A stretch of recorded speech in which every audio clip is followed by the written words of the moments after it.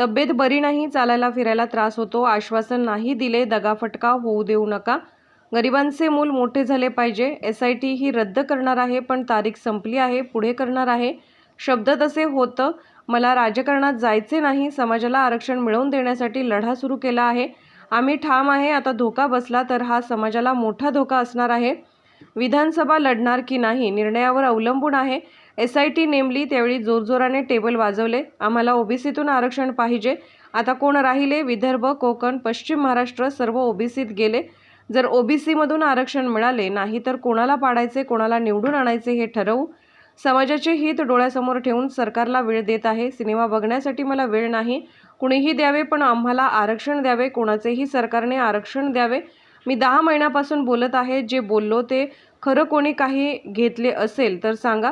शंभूराज देसाई यांनी सांगितले की मुंबईत बैठक आहे, त्यानंतर जोमाने कामाला लागणार आहे, आरक्षणाशिवाय सुट्टी नाही, आरक्षण घेतल्याशिवाय मागे येणार नाही, मी माझ्या घरी जाणार, शहागड येथे बैठक सुरू करणार, मुलगी आजारी होती म्हणून गेलो होतो, शहागड येथे कार्यालय उघडणार आहे, अंतरवली सोडणार नाही, त्या गावातील लोकांना त्रास व्हायला नको, सर्व समाजाचे लोक होते, तिथे शेतकरी वर्ग आहे, तिथं गाड्या रस्त्यावरच उभ्या राहतात, त्यामुळे अडचणी येत आहेत, मोकळे मैदान हवे, त्याकरिता शहागडला जाणे आवश्यक आहे, तिथे कामसुद्धा सुरू केले आहे, वेगवेगळ्या ठिकाणी वॉर रूम सुरू केल्याशिवाय जमणार नाही, शहागडला फक्त कार्यालय राहिलं, आंदोलन नाही, शहागडला कार्यालय झाले तर अंतरवली सराटी येथील वर्दळ कमी होईल, आता आंदोलन नाही, उपोषण नाही, मला चालता येत नाही, उठता येत नाही, मी 19 वर्ष समाजासाठी लढा दिला, मी घाबरत नाही. असं तुम्हाला वाटतं का विधानसभेत उतरावंच लागेल असं वाटतं? त्याच्यावर तर आपण ठामच आहेत. धोका जर आता बसला तर समाजाचा हा सगळ्यात मोठा अपमान असणार आहे.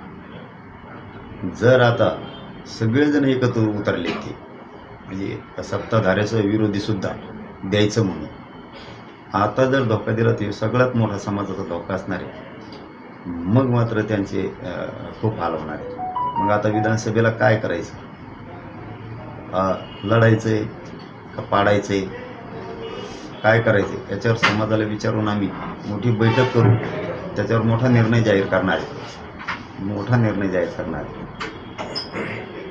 पण आताच बघा ना, येताना जे SITच्या टायमाला बहुतेक तसा अंदाज दिसतो, SITच्या टायमाला बाकडं न वाजणारे आमदार आता भेटायले, आमदार सगळ्या पक्षाचे बहुतेक बाकडं न वाजणारेच भेटायला यायला लागले जातात. आणि समाज शेवटी गरज आहे ना गोरगरीब मराठीची, तर गोरगरीब मराठी घरी बसवणार त्यांना. बाकडं न वाजवणारे संज्ञा काय असं अंदाज आवडले, कपा कपा वाजले 2-2 हाताने ते नाही SIT नेमली माझ्या गोरगरीब मराठ्यावर माझ्यावर, त्या टायमाला दोन्ही हाताने टेबल आणलेली ते त्या याच्यातले घरातले विधानसभेतले दोघं तिघं असं उठून उड्या आणतो ते वरून ढोल वाजल्यासारखं. पण जे नाही वाजलेले आमदार सगळ्या पक्षाचे सत्ताधाऱ्याचे विरोधाचे ते मराठ्याच्या मागणीच्या बाजूने आता रोज भेटायला येत आहे. एक असा अंदाज दिसतो की ते वाजणाऱ्यातले नाही येत म्हणून भेटायला यायला. आणि काय आम्ही वाईट नव्हतं केलं, त्याने नव्हतं ते समाजाच्या विरुद्ध डिसिजन घ्यायला पाहिजे होतं, पण जाऊ दे यायला लागलेत, शेवटी समाज मोठा आहे.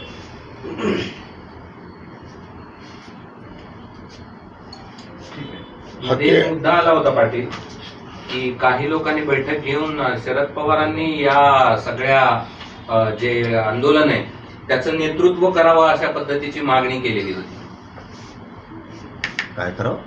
शरद पवारांनी मराठा आंदोलनाचं नेतृत्व करावं, मराठा समाजाचं नेतृत्व शरद पवारांनी करावं असं. कशासाठी? आरक्षणासाठी. सर्व समाज तुमच्या आंदोलनातून येतो आता होतो तेव्हा नाही ना आता. वा,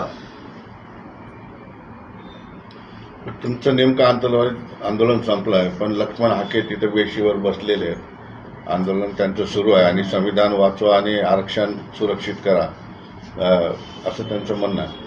नाही, आपण ज्या त्याचा अधिकार आहे त्याच्यावर बोलत नसतो कोणाला, आणि त्यांना आपण विरोधक कोणालाच मानलेला नाही.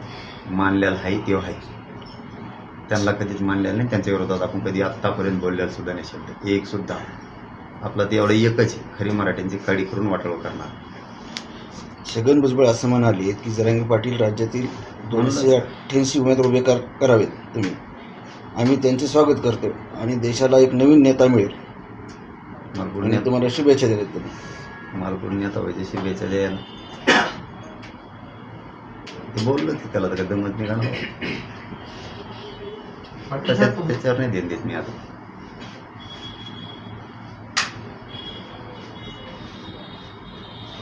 सरकार गेल्या वेळेस सातत्यानं सांगत होतं की आम्ही ओबीसी आरक्षणाला धक्का न लावता मराठ्यांना आरक्षण देऊ. मग काल तुम्हाला स्पष्ट सांगितलंय का त्यांनी आता ओबीसीतूनच आरक्षण देऊ म्हणून?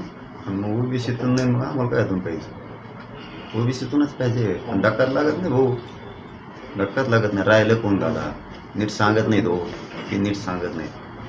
हे बघा एवढेच वेळेस सांगतो आता, बोलायला त्रास होतोय पण सॉरी एक शब्द थोडं उशिरा येते. नाही ठीक आहे. खोटं सांगत आहेत बघा ते ओबीसीचे 2-3 नेते ते वरचे. मराठा विदर्भातला आरक्षणात गेला, खानदेशचा गेला, कोकणचा भाग गेला, जवळपास 70-75% पश्चिम महाराष्ट्राला गेलेला आहे. मराठा राहिलेच कोणत्या आरक्षणात ओबीसी यायला. आता नोंदीत काही गेले, कशाला विरोध करता? माझा तर सल्ला आहे, उलट सल्ला देण्यात इतकं मोठं मी नाही, पण माझं म्हणणं आहे त्यांना की तुम्ही उलट मराठ्यांच्या बाजूने व्हायला पाहिजे. ओबीसीच्या नेत्यांना राहिलेले घेऊन टाकले आनंदात, असे जाणारच आहेत. आनंदात घेऊन टाकले तर आपले समाज सुद्धा चांगले राहतील. तुम्ही विरोध केला तरी मराठी आज चालले येतच, त्यामुळे ओबीसीतूनच घेणार आहे. त्याच्याशिवाय सुट्टीच नाही, सुट्टीच नाही. नसता मराठा समाजाची बैठक घेऊन 1 महिन्याच्या नंतर आम्ही डिसिजन जाऊन ठरवणार 288 द्यायचे का 288 पाडायचे का आपले द्यायचे. आणि सगळ्या तरी धर्माची बैठक घेणार आहेत. मी आत्ताच बरेचसे खुलासे नाही करणार, पण मी जरी रात्री इथं आलो काल माझं काम सुरू केलेलं आहे. आणि समाजाला कधीच उघड्यावर नाही पडून देणार जीव जरी गेला तर. तुमच्या जीवनावर एक चित्रपट येत आहे संघर्ष योद्धा म्हणून, तो आज राज्यभर प्रदर्शित होणार आहे. याचं नाही त्याच्यात नाही जीव. मग पहिल्यापासून मी त्यांनाही सांगितलं होतं की मला त्या पिक्चरात काही जीव नाही बाबा, माझा आरक्षणात जीव आहे, मला ही लढाई लढवायची. त्यांना पण शुभेच्छा. त्यांनी आज पिक्चर लावला आहे पण त्या टाकीला त्यांना मनापासून शुभेच्छा. पण माझं सगळं ध्येय, माझं सगळं लक्ष मराठा आरक्षणाकडे. माझे मराठ्याचे लोक पोरं कशी आरक्षण मिळून मोठी होतील याच्यावर माझं सातत्यानं संघर्ष सुरू आहे, तो कायम राहणार आहे. मी जरी वेळ देतो सरकारला तरी समाजाचा हित डोळ्यासमोर ठेवूनच देतो. 2 पावलं मागं सरकतो, 10 पावलं पुढं जातो. मी मात्र आरक्षण ओबीसीतून घेण्यापासून हटू शकत नाही आणि तिथून पुढं सुद्धा विधानसभेचा जो शब्द दिलेला आहे त्याच्यातून हटणार नाही. फक्त समाजाला विचारायचं, मी प्रत्येक वेळेस विचारतो तसं, पण ह्या वेळेस एकदा विचारलं की त्याच याच्यावर फायनल होऊन तयारीला लागणार. यांना पाडायचं का आपले उभा करायचे, 2-1 प्रकार ठरवायचं. म्हणजे पाडण्यात मजा आहे, त्याच्यात मोठा विजय आहे, का आपले उभा करायचे. पाटील तुम्ही सिनेमा बघणार की नाही कधीतरी? नाही मला आता 7-8 दिवस तो उठताच येणार नाही. बघ कसं आहे काय, मला आजच नाही खरंच ते. म्हणजे सध्या मला हे महत्त्वाचं आहे माझ्यासाठी, आरक्षण लय महत्त्वाचं. महायुतीला राज्यात फटका बसल्यानंतर देवेंद्र फडणवीस यांनी एक शपथ घेतली की जोपर्यंत राज्यात जिंकणार नाही तोपर्यंत हार घालणार. मग त्याला मी काय करू शकतो सांगा, ते माझ्यासाठीचा प्रश्न असं. मी राजकीय नाहीच आहे ना. मराठा आरक्षणाचा आंदोलनाचा महायुतीला फटका बसला होता, त्याच्यानंतर प्रतिक्रिया त्याची. हो ना, पण मी राजकीय नाही ना, त्यामुळे ते माझ्याकडे प्रश्नच येऊ शकत नाही. कारण मग मी म्हणलो असतो त्यांना हारत नाही घालून जाणार, मी राजकारणी असतो. मी सामाजिक आहे, तो मार्गच नाही माझा. आता ते मी घालायचा नाही घालायचं, पण आमचं आरक्षण द्या, कुणी द्या, आम्हाला आरक्षण पाहिजे. तुम्ही तुमचे राजकारण तुम्हाला लकला पण नाही ना दिलं रे बाबा, मग मात्र पुढची रणनीती लय डेंजर असणार. पाटील, काल तुम्ही एक सरकारला विनंती केली की आंदोलनाच्या नावावर किंवा माझ्या नावावर 100 कोटी रुपये उकळलेले आहेत असं माझ्या कानावर आलेलं आहे. त्याच्यामध्ये अनेक लोक आहेत, काही पत्रकार सुद्धा आहेत असं कळतंय, काही सामाजिक कार्यकर्ते आहेत, निकटवर्ती आहेत, जवळ असलेले पळून गेलेले आहेत वगैरे वगैरे असं कळतंय. ते त्याच्यात सत्यता किती आहे त्याबद्दल काय सांगणार? नाही, सत्यतासाठीच मग मी ते हे केलं की माझ्या कानावर आले. खरं असेल तर सांगा, खोटं असेल तर सोडून द्या. पण आलेली माहिती खरी, आणि मी आपल्याशी 10 महिन्यापासून बोलतोय. तुम्ही चतुर माणसं आहे सगळे, कारण खोटं बोललं की तुम्ही धरता. प्रत्येक मी बोललेलो खरं झालेलं मला ऐकायला म्हणजे डीप पासून शहागडला मोठं काम मला वाटतं बऱ्याचशा एकरमध्ये ते आता मोजतेत. ही माहिती आत्ता मिळालेली आहे. तुमच्या अगोदर मला अर्ध्या घंट्यापूर्वी झोपेत उठलो मी की लगेच मिळाली की मोजायचं सुरू आहे. कारण हे 2-2 कामं जर तिथं म्हणलं तर कसं होईल? मी काय करायचं? आंदोलनाचं बघायचं का हे येणाऱ्या लोकांच्या समस्या सोडायचं बघायचं? म्हणून कोणाचं तेच असतं. म्हणजे तुम्ही कोणत्याही सामाजिक कामाचं बघा, असंच असतं. वेगळ्या त्याच्या वारूम केल्याशिवाय ते होत नाही. एकाच जागेवर सगळा गुताडा, मग सगळी खिचडी होऊन जाते आणि कोण काय सांगत सगळा पचका होऊन जातो. त्यामुळं घरी जाणंही गरजेचं आहे. बरं घरी गेलो म्हणजे आंदोलन नाही सोडलं, बरं इथं घरीच राहतोय मी, आंतरवाली माझंच घरी, तीही गरज आहे. मी कुठेही राहिलो, डोंगरात बी राहिलो तरी समाजाचंच काम करतो. मग राही पुढे सुरक्षेचाही प्रश्न आहे ना. म्हणजे हे सुद्धा लय महत्त्वाचं आहे. मी कुठं राहायचं? अचानक ठिकाणी राहणं म्हणजे अनेक प्रश्न आहेत त्याचे. म्हणजे एक ओळीचा प्रश्न असा आहे की आता यापुढे आंदोलनाचं ठिकाण हे शहागड असेल? नाही, सेंटर केंद्र नाही. तिथं फक्त ऑफिस, येणाऱ्या जाणाऱ्या लोकांच्या अडीअडचणी, आम्हाला पुढं काय करायचं आहे त्याच्याबद्दलचे तिथं सगळं निवेदनबद्दल सगळं होणार. कारण ते मोठ्या एकरात राऊंडमध्ये ते टाकायचं ठरलं आहे रात्री. त्याच्यामुळं सकाळपासून लोक आमचे लगेच कामाला लागले 6 वाजल्यापासून. आत्ता येतील केंद्र नाही. ओके. केंद्र नाही, ते आंतरवाल्यावर मी सोडलेलं आहे. ते काल सोडताना तुम्ही ठरवा. भविष्यात उपोषण करावं लागलं किंवा काही निर्णय घ्यावा लागला? आता नको दादा, उपोषण नको. आता उपोषण करून केव्हा तरी ते आंदोलन बंद करायचंच असतं, कोणाचं असलं तरी. 10 महिने गावांना संघर्ष केला आंतरवालीनं माझ्या. देवासारखे लोक आहेत ते, एवढं प्रेम केलंय. 10 महिने संघर्ष केला, आणखी काय पाहिजे? किती दिवस करायला लावायचं त्यांना? किती दिवस त्यांनाच करायला लावायचं? त्यामुळं शहागडकडं ऑफिस जर शिफ्ट केलं आम्ही तर आम्हाला ती वर्दळ कमी होईल आणि काम करता येईल. पडेल तर थोडक्यात आता उपोषण नको यापुढे. नको नाही दिलं येणे तर त्याच्यात जायचं. मी म्हणलोच ना आता की केव्हा तरी बंद करायचंच हे. त्याच्यापेक्षा गोरगरिबाला देणारं बनलेलं बरं ना.